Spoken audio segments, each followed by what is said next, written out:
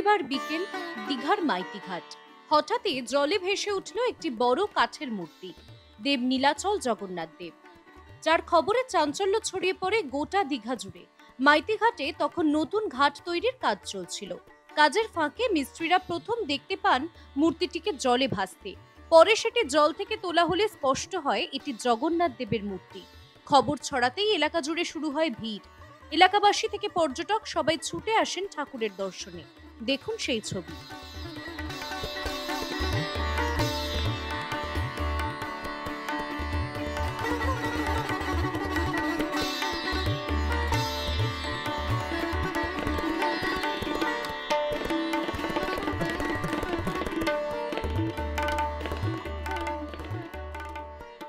জগন্নাথ ধামের উদ্বোধনের আগে এমনভাবে সমুদ্র থেকে জগন্নাথ দেবের কাঠের মূর্তি ভেসে আসাকে অনেকেই এক অলৌকিক ইঙ্গিত বা দৈব সংকেত বলে মনে করছেন।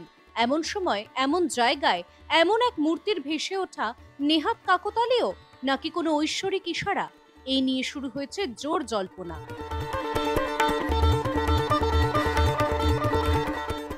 সোশ্যাল মিডিয়া জুড়ে ভাইরাল ঠাকুরের ছবি, এমনকি শাসক দল তৃণমূলের অফিসিয়াল পেজেও পোস্ট করা হয়েছে সেই ছবি। কিন্তু সন্ধ্যা গড়িয়ে রাত হলেও কেউ ওই মূর্তি নিতে এগিয়ে আসেননি।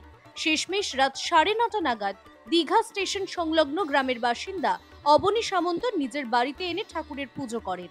প্রসাদ পেতে আর ঠাকুরের দর্শনে ভিড় জমে যায় অবনীবাবুর বাড়িতে। ঈশ্বরের মহিমা, কাকতালীয় মিল, যাই হোক, দীঘা জুড়ে এই ঘটনার রেস থেকে যাবে বহুদিন। Bureau report, news pole Bangla.